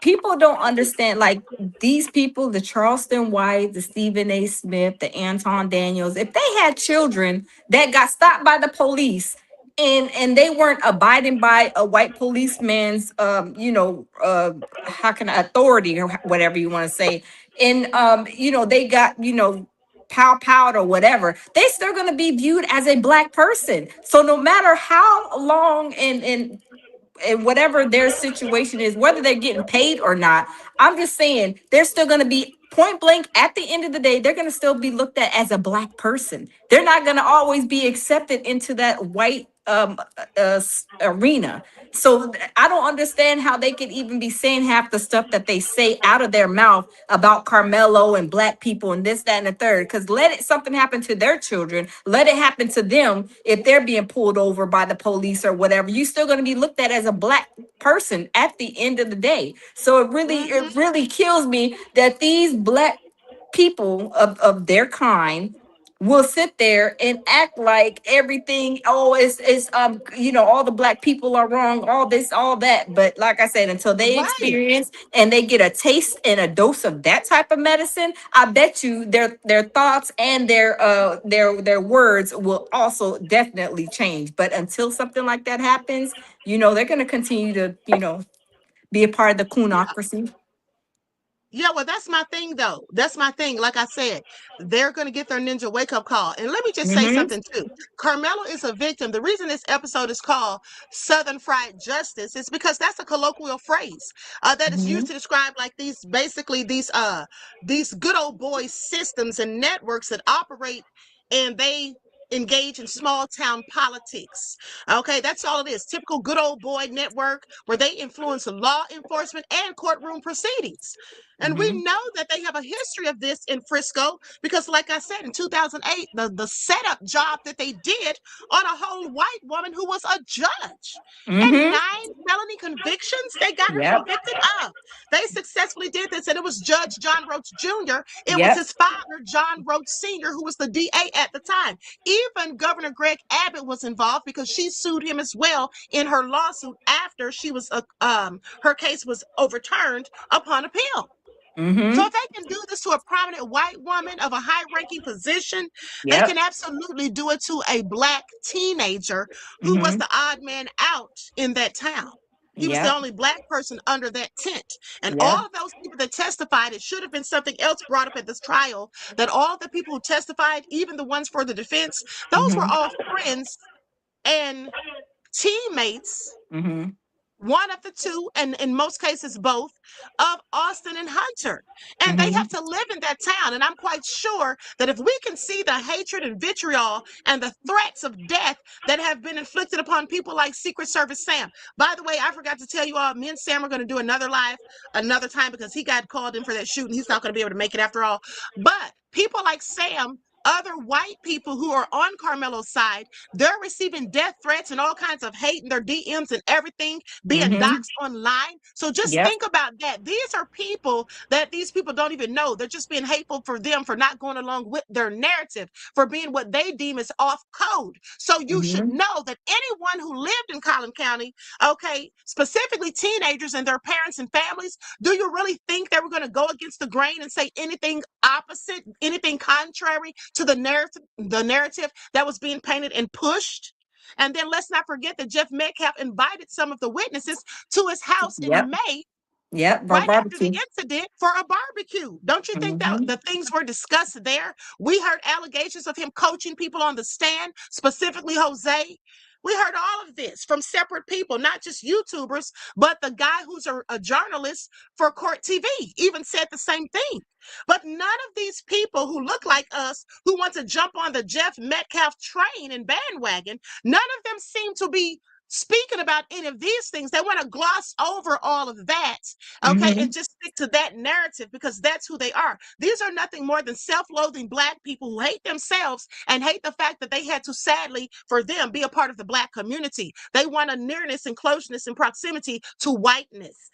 So this is what they do. They shuck and jive and tap dance around and tiptoe around the tulips. And Mm-hmm. then they'll say whatever they think that wanton supremacy wants to hear them say. And I call them wanton supremacy, not white supremacists, because there's nothing superior nor supreme about them.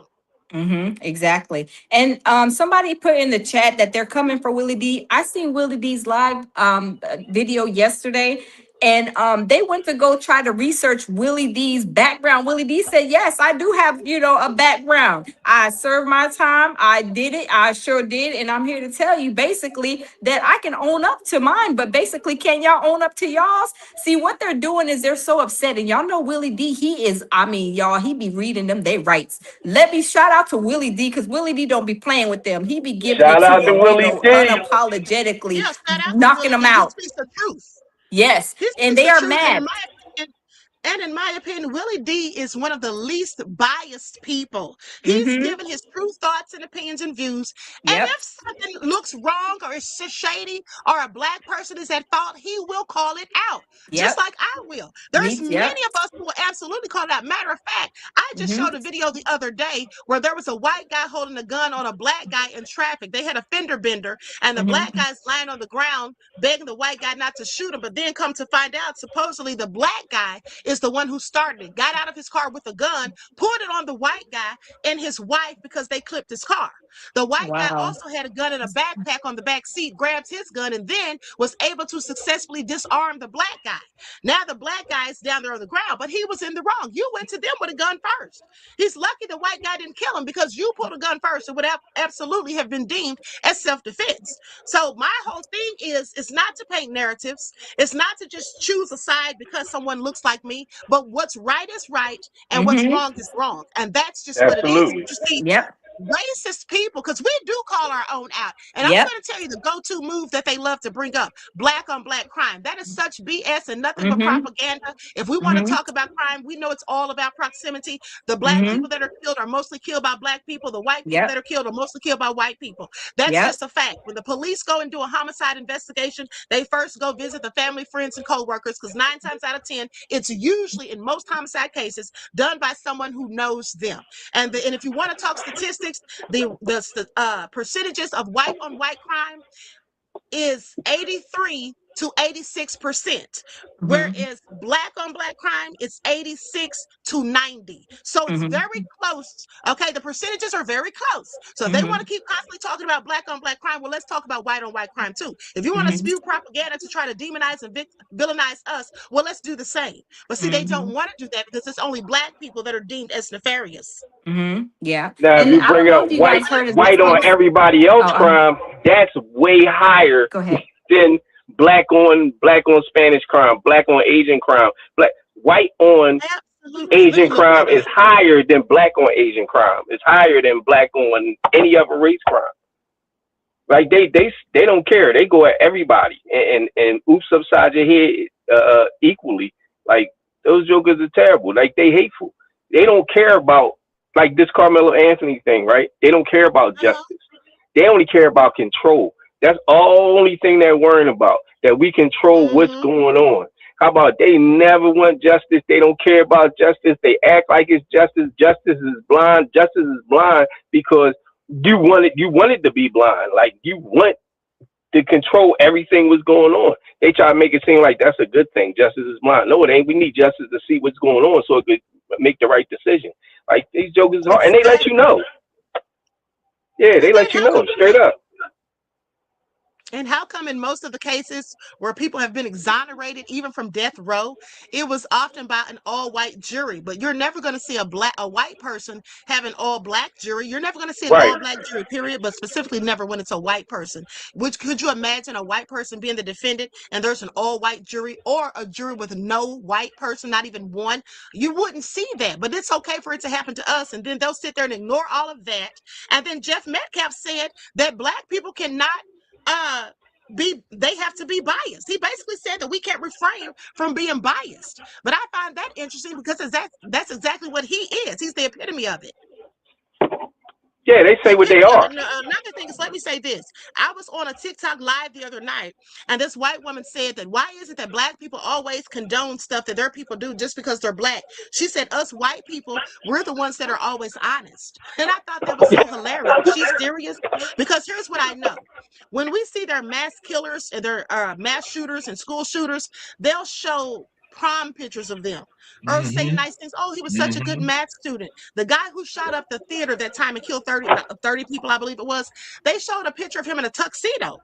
The guy, Christopher Watts, who murdered his entire family, including his children, they showed a picture of him happy with his family, all smiles, as if he was some great dad.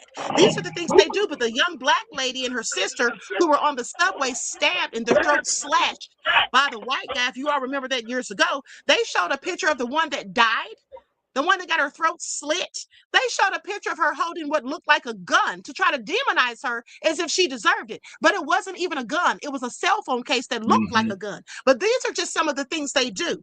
And then one more thing I want to say before I turn it over to someone else. With the actual data reported annually from the Federal Bureau of Investigation, white individuals account for the largest percentage of known hate crime offenses. In recent reporting years, such as 2022, white offenders were responsible for approximately half of all identified perpetrators where the race was known. Okay, the FBI hate crime statistics consistently show that white individuals make up the largest demographic of known offenders, typically around 50 or 52%. Black or African American individuals represent the second group, usually making up around 20 to 24%. So they're more than twice okay, the culprits of hate crimes than we are. And again, you don't see any white people swinging from trees. But the last part I want to say is Black and African American individuals are consistently the most targeted group for race-based hate crimes. But we don't have an anti-Black hate crime bill, but there's one for the Asians, and I'm hearing that there's going to be one for the Indians soon, okay, accounting for more than half of all race-reported based incidents. And then last but not least, hate crime statistics are widely considered undercounts. So that means reporting by local law enforcement agencies to the FBI is voluntary, and many victims choose not to even report the incidents due to fear or lack of trust in authorities. And they also fear retaliation. So that's just from the ones that have actually been reported. Okay, now someone else can give your thoughts. We're going to wrap it up in about 15 minutes because then we'll be at the 2 hour mark. Okay. Yeah. I do want to say I'm glad that the dream team stepped in and they're helping the Carmelo Anthony family. And I'm sure you know, Queen, but I'm not sure if everybody else knows that yesterday they submitted for a new trial. The powerhouse, the Tigers, Lions, and Bears that are on this case, these lawyers, this dream team, applied or submitted for a new case for Carmelo yesterday. So that's a good thing.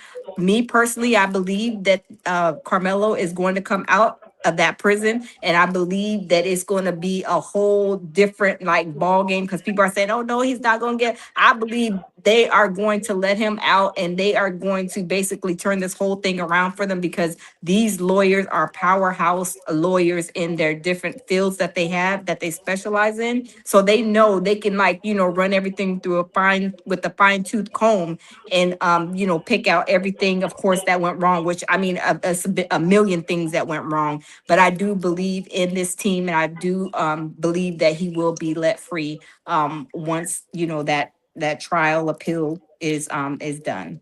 But yeah, and prayers for Carmelo Anthony's family and everybody, for the lawyers and for everybody involved. Okay, thank you. You're welcome. Okay, Jean, you can go, and then Obasi, and then I'll close out. Okay. Yeah.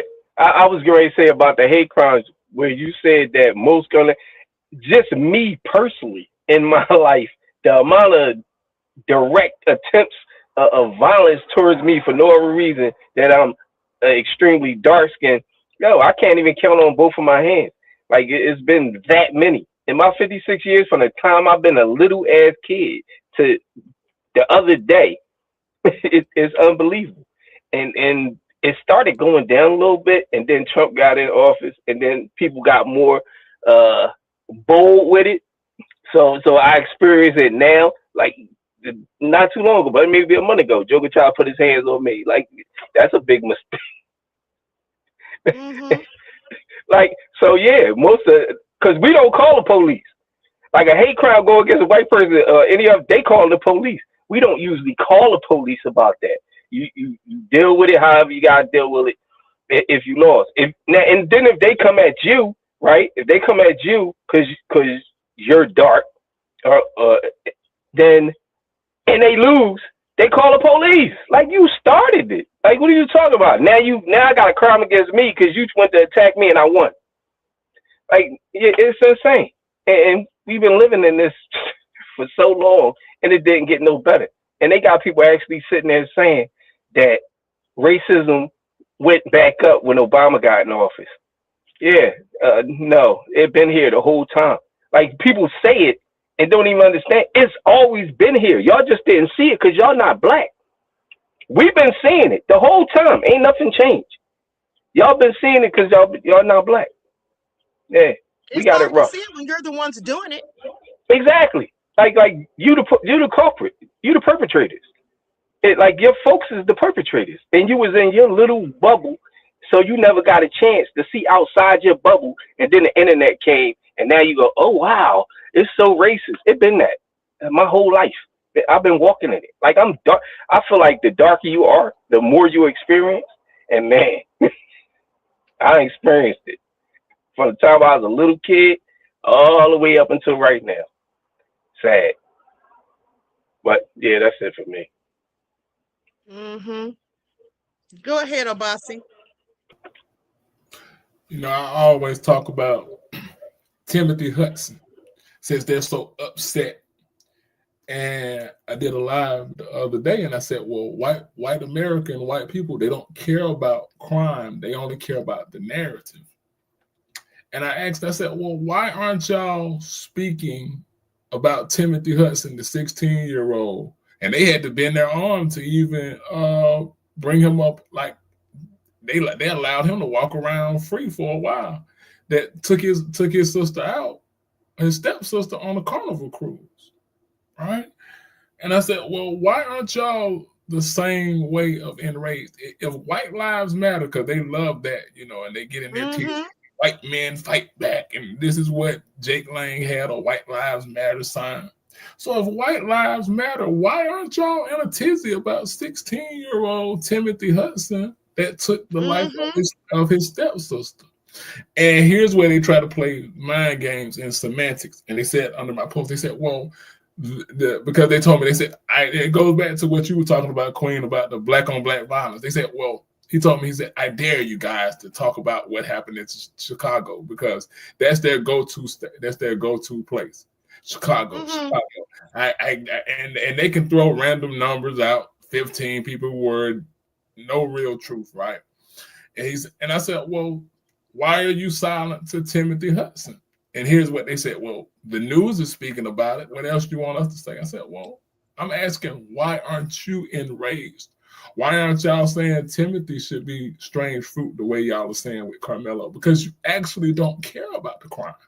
You don't care about life. You care about you wanted Karmelo to be the victim. That's the only thing. And Austin lost, and he didn't. Austin lost his life, so you're gonna hate him forever because he was supposed to be the victim. Right. And that 16-year-old, not only did he take his stepsister's life, but he also R-worded her, S-8'd her. Absolutely. They said that too. Absolutely. So, but they'll be so quick to say that we don't care about the crime that happens in our communities. Yeah, we do actually address that, and the only reason they would likely not know that is because that is not publicized in the news media. Just like that whole situation with the Carnival Cruise and that Hudson dude, they mentioned that on the news like maybe once or twice. They did not. It's not a national story. It has not gotten nearly as much coverage as this case has, and they never do when it's their own people. Okay, they never do when it's their own people, but they want to be so quick to say, oh, we don't hold our people accountable. No, the people who don't hold their own accountable are them. That's what they don't do. And like you said, that person that said, she lied to you right then when she said white people always tell the truth. She lied then. For real. Exactly. And then For when real. Jeff Metcalf said that black people have to be biased, that's why, basically if we're on the jury or whatever, but we know that's what they are. Let's not forget it was an all-white jury that acquitted the killers of Emmett Till. Ha! Okay, they literally got acquitted, and then went and did an interview with some magazine and got paid $4,000 to tell the truth of what really happened, and then admitted to it after the trial. But we have to be biased? Absolutely not. They're the ones that are the most biased. That's why we have the term racial profiling, because that came from their bias. Okay, so anyway, with that all being said, anyone want to have any closing remarks? And I'm going to go ahead and wrap it up. I want to thank everyone on the panel. Please give out your social media information again so everyone knows where to follow you. I don't even. Funny, I don't even know my social media. What is it? You can give it again, beloved, if you choose to. I don't even think I gave it the first time. At Jeans Black Spartacus on TikTok. I'm not sure on my YouTube one. Okay. Yeah, that's about it. Lounge, you can go next, and then Obasi.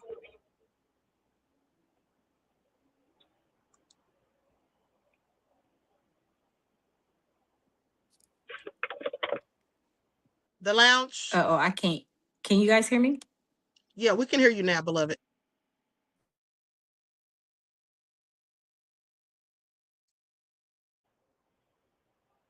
Okay, we can't hear you. Looks like your mic Yeah. is muted, beloved. Your mic is muted. The lounge, your mic is muted. Oh, Bossy, you go ahead and we'll wait for her to get her audio together. You can find me as Cerebral Assassin 221 on YouTube and on TikTok. And I just want to thank you for this opportunity. I want to thank you for the invite. Absolutely. Anytime. Okay, the lounge, are you ready? I had some pictures I wanted to show you all. Can you guys hear me? I can't hear. Yes, go ahead, I can't hear beloved. Go anybody. ahead. Yeah, go ahead. We're closing out. I can't hear anybody, but I'm just gonna give you guys my my hooks and handles for Instagram, for Facebook, for TikTok, and here on YouTube. I am The Lounge 8385. You guys can catch me on all my socials. And y'all, we're gonna get through this. Karmelo is going to be free. Okay, absolutely. Now I just put a link in the chat for you all. You can go to that website, Collin County, Texas Government Details. It shows all these pictures of Karmelo, some awards, and then it shows him and Eddie all the time. Eddie was lying on the stand saying he didn't know him. But I was going to pull it up and show it to you all, but for some reason, it's not allowing me to. It opened up and I could see it, but it wasn't allowing me to share it for some reason. Okay, so anyway, with that all being said, listen. This was a very good panel. Everyone gave very good talking points, and I appreciate your views and thoughts and opinions. Everybody brought something that was interesting from their point of view and perspective to the panel, and we'll have to do this again. And I want to thank you all for taking time out of your busy day. You could have been anywhere, but you chose to be here, so I appreciate you all. I want to give thanks to everyone in the chat. Okay, thanks to the trolls, because engagement is good. That helps the algorithm. So trolls, I knew you meant to come here and be nefarious, but you helped nonetheless. And it also helped me to see who you were, okay, so that I know to block you. Okay, so that all being said, I want to thank everyone, and we're going to conclude the broadcast. And we're going to conclude the broadcast. And with that all being said, I love you all to life. Okay, my loyal royals. Each one teach one. That's how we grow and thrive. Do something productive, constructive, but never destructive. And always remember, beloveds, to keep the Most High first in your lives. Until next time, I will talk to you all again soon. Peace.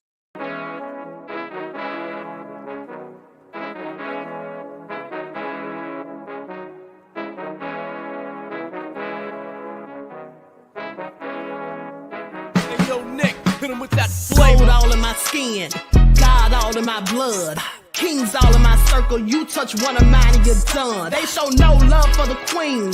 Why you hating on me? Is it cause I'm free and I got Malcolm X in my jeans? I got dreams like King Luther, shed blood like Kunta. You ain't helping my people, I ain't got nothing to say to ya. I want all the smoke like hookah. Talking reparations, America won't be great until they give us compensation. I'm like, I'm the hottest right now. See a bunch of lames out here trying to jock on my style. They be doing too much. I'm the queen, it's too easy. It's like they all at Popeyes, how they be talking so greasy. I just sit back and laugh while these haters get madder. So nefarious how they don't want my pockets with cheddar. I tell them they can do better. These snakes in the grass can leave a bite on your ass, cause y'all be trusting too fast. I got my foot on the gas, other one on they necks. Dropping receipts on haters, you better show some respect. I'm never facing regrets, we only facing the threats. Running through every challenge like a relay, break no sweat. It's a cold game, so I got that blanket with me. Now that my people awaken, ain't no going to sleep. I do not play by my piece, this time I'm playing for keeps. You talking slick, but when I see you like them ends, we gon' meet. And I got gold all in my skin, God all in my blood, kings all in my circle. You touch one of mine and you done. They show no love for the queen. Why they hating on me? Is it cause I'm free and I got Malcolm X in my jeans and I got gold all in my skin, God all in my blood, kings all in my circle. You touch one of mine and you done. They show no love for the queen. Why they hating on me? Is it cause I'm free and I got Malcolm X in my jeans and I got